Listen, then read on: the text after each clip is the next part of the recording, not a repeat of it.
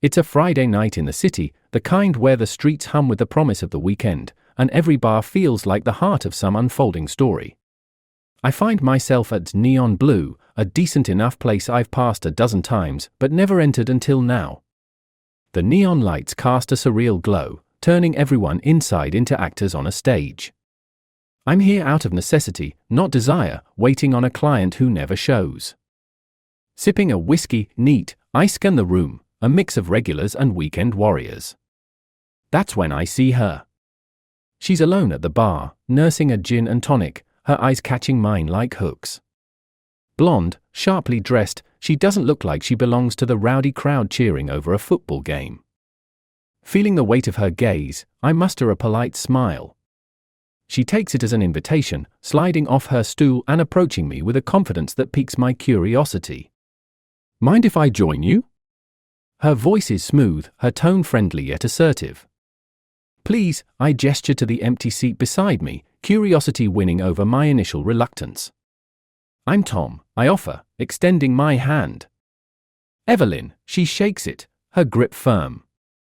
We exchange the usual pleasantries, comments about the crowd and the music, before she dives deeper.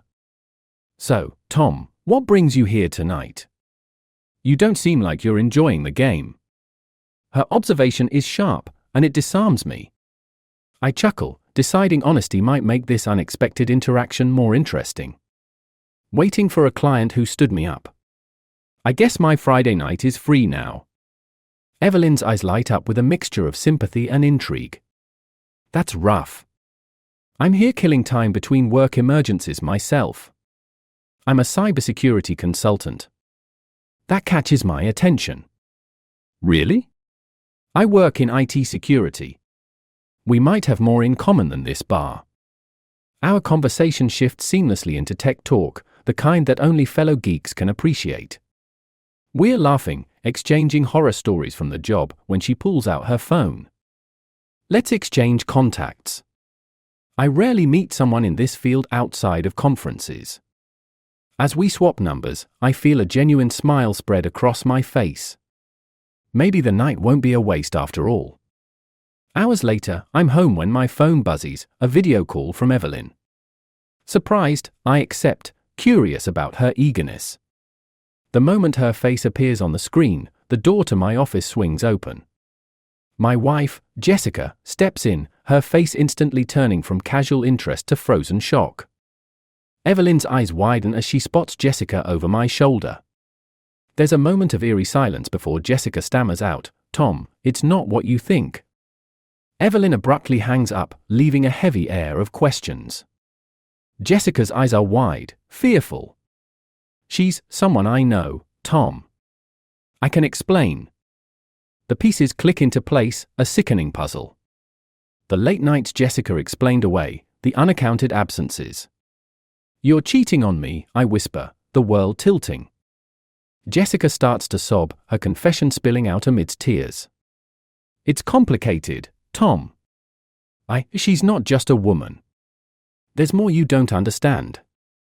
My heart thuds painfully against my chest. Betrayal, confusion, anger.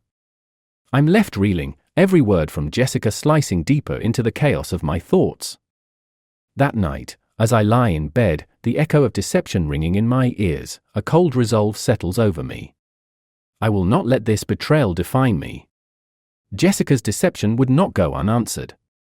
My marriage, once a shared journey, now a battlefield of broken trust, was over.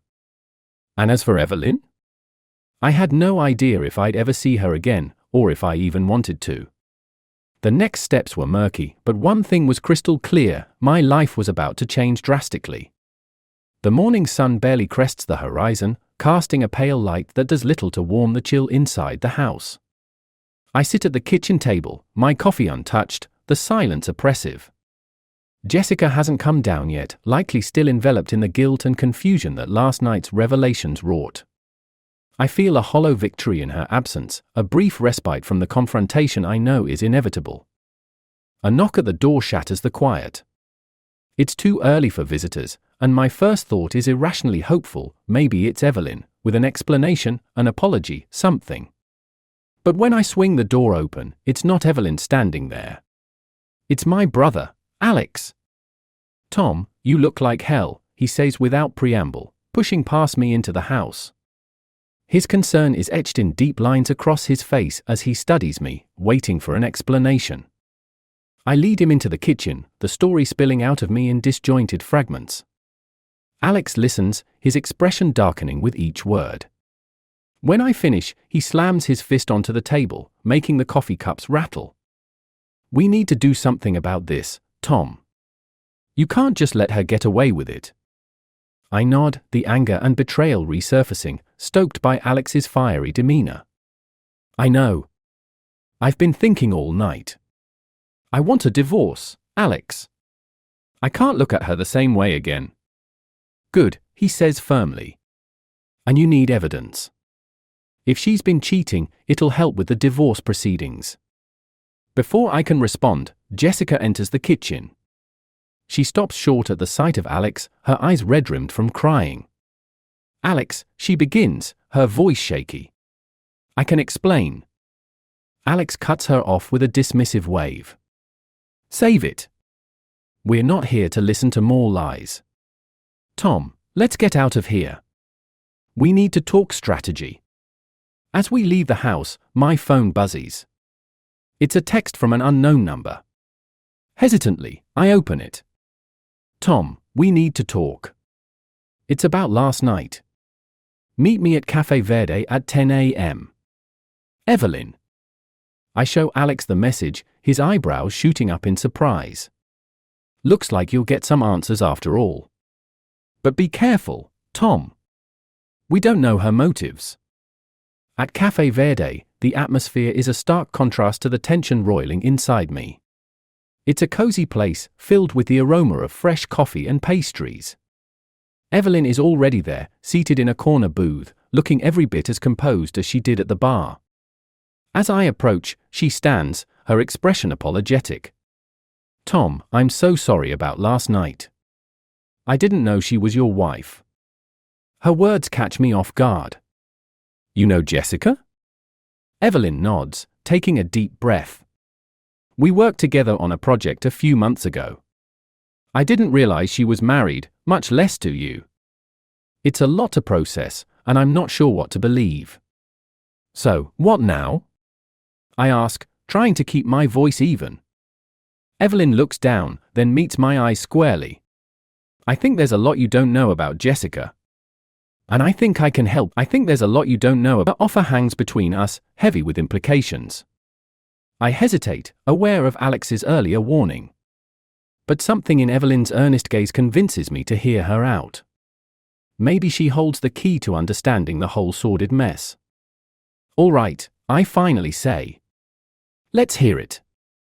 As Evelyn begins to talk, I brace myself. Whatever comes next, I'm ready to face it. The truth is all that matters now, no matter how deep I have to dig to find it. Evelyn's story unfolds slowly, with deliberate caution, as if each word is a piece of a fragile puzzle she's afraid might shatter. We're still in the secluded corner of Cafe Verde, the murmur of other patrons a distant hum against the gravity of her words. "She started the project as a consultant for cybersecurity at my company," Evelyn explains, her eyes locked on mine, gauging my reactions. "It wasn't long before things got personal between us." I lean forward, my mind racing. "And you had no idea she was married?" Evelyn shakes her head, remorse shadowing her features. "I swear, Tom. I didn't know.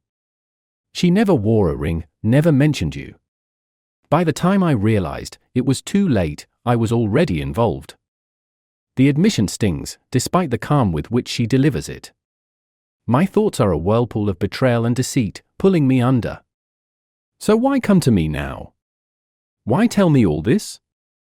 My voice is rough, the edges sharpened by hurt and suspicion. Evelyn sighs, her hands clasped tightly in front of her. "Because it's the right thing to do. And because there's more at stake here than just an affair." My interest peaks despite the turmoil inside. "What do you mean?" "There's a scheme, Tom. Within the company. It's why she approached me initially. Evelyn's tone is urgent now, her words tumbling out. Your wife is involved in something illegal. They're manipulating data, planning a major breach. The cafe seems to spin around me. And you have proof of this? She nods, reaching into her bag to pull out a small USB drive. I've compiled everything here. Transactions, emails, plans. It's all there. I take the drive, the weight of it far heavier than its physical presence. This is big, Evelyn. I know. And I'm sorry to drag you into it. But you needed to know. Not just about the affair, but about what she's capable of. I stand abruptly, my chair scraping against the floor. I need to handle this. Thank you, Evelyn. I don't know what to say. Just be careful, Tom. She's dangerous, more than you realize. As I leave the cafe, my phone vibrates. It's Alex, and his timing couldn't be more perfect. Tom, where are you? Did you talk to her? His voice is laced with concern. Yes, I'm on my way. Meet me at my office. There's a lot we need to discuss. Minutes later, I'm pacing in my office, the USB drive clutched in my hand as Alex listens intently. This is serious, Tom. If what Evelyn says is true, Jessica isn't just cheating, she's involved in criminal activity. I nod, a plan forming amidst the chaos. I'm going to the authorities, Alex. But first, I need to see a lawyer. I need to protect myself. Good idea, Alex agrees. I'll come with you. Whatever you need, I'm here. The drive to the lawyer's office is a blur, my mind reeling from the rapid unraveling of my life. When we arrive, I'm greeted by Martin Green, a family friend and a sharp legal mind. Tom, Alex, Martin shakes our hands, his face etched with concern. Alex briefed me on the way here. Let's get down to business. We settle in his office, the USB drive placed prominently on the table. Martin reviews the contents meticulously, his expression growing grimmer by the minute. This is enough to start an investigation, Tom. And it'll help with your divorce case, but you need to be prepared. This will get messy. I steel myself, nodding. I'm ready. I have to do this, not just for me, but to stop whatever she's planning. Martin nods, setting the wheels in motion with a few calls. As I leave his office, the reality sets in. This is just the beginning. But with each step, I feel a resolve hardening within me, a resolve to see this through, no matter the cost. The sky is overcast, mirroring the storm brewing in my life as I approach the courthouse. My hands feel unsteady, but my resolve is ironclad.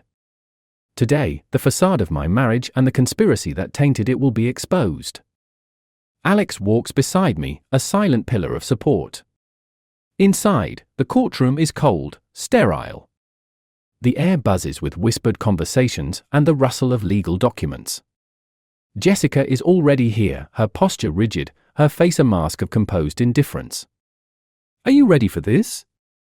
Alex whispers as we take our seats. As I'll ever be, I reply, though my voice betrays a tremor of apprehension. The proceedings begin with the mundane, but soon escalate as my lawyer, Martin Green, lays out the case. He presents the evidence from the USB drive with clinical precision, detailing the planned data breaches, the stolen money, and the fraudulent activities orchestrated by Jessica and her accomplices at her company. Jessica's lawyer tries to discredit the evidence, suggesting it was fabricated out of spite. But Martin's preparation is impeccable, and the digital footprints are undeniable. Then, it's time for the testimonies. Evelyn takes the stand, her nerves visible, but her voice steady. She recounts her relationship with Jessica, how it began under false pretenses, and what she eventually learned.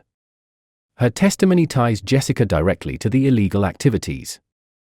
Jessica's face is unreadable as she listens, but her eyes are sharp, darting around the room like a cornered animal. Finally, Jessica is called to testify.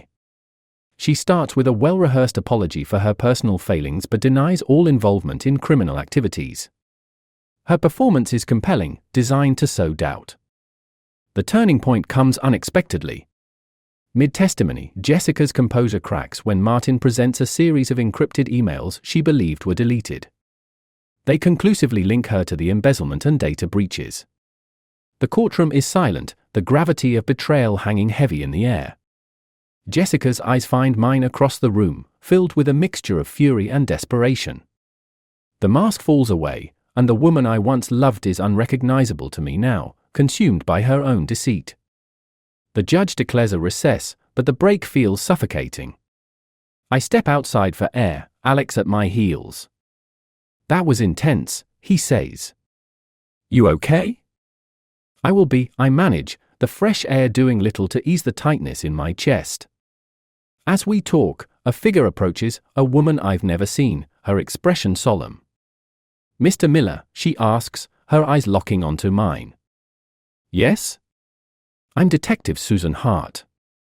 I've been leading the investigation into your wife's company. We've uncovered more than just financial fraud."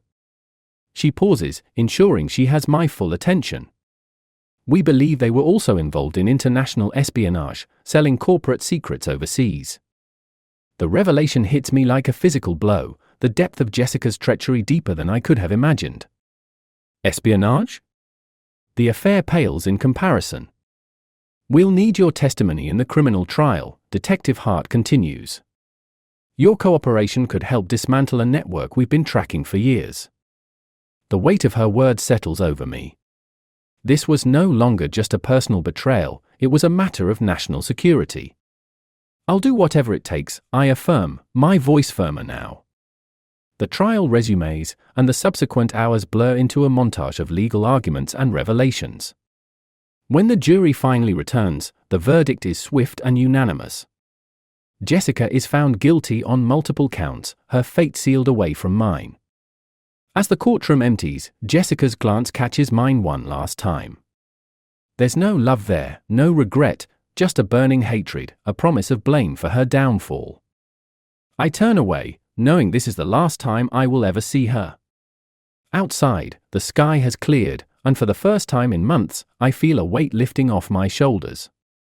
The road ahead is uncertain, but I am free from the chains of deception.